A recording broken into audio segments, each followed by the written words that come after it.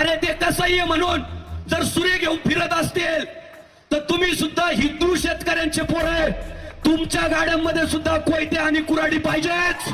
तुमच्या गाड्यांमध्ये विळे पाहिजे, खुरपे पाहिजे, कोयते पाहिजे, कुऱ्हाडी पाहिजे. या आपल्या हिंदू पोलीस बांधवांनी विचारलं ना, का रे कोयते घेऊन फिरताय, कुऱ्हाडी घेऊन फिरताय, काय करावं म्हणावा? अनावश्यक हिरवळ लई वाढली, तोडावं लागते. ऐकलत का मित्रांनो? हा भडकाऊ भाषण देणारा संग्राम बापू भंडारे स्वतःला एक वारकरी म्हणतो. पण हा कोणत्या अँगलनं वारकरी आहे हो? मला तर वाटत नाही. कारण वारकरी संप्रदायाची सगळ्यात महत्त्वाची शिकवण काय? मानवता. जाती धर्माच्या पलीकडे जाऊन माणसाला माणसासारखं बघणं हे शिकवतं वारकरी संप्रदाय.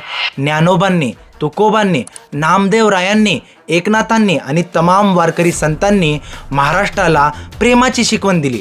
तुम्ही आज पण वारकऱ्यांच्या वारीमध्ये जाल तर तुम्हाला तुमच्या नावानं, तुमच्या जातीनं किंवा तुमच्या धर्मानं कोणच बोलवणार नाही.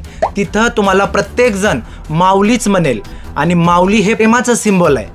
पण असे भडकाऊ भाषण देणारे धारकरी वारकरी संप्रदायात जाऊन घुसलेत.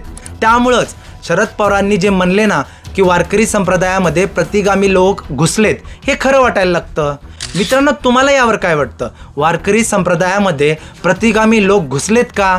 तुम्ही आपलं मत कमेंट बॉक्समध्ये देऊ शकता. जय हिंद, जय महाराष्ट्र.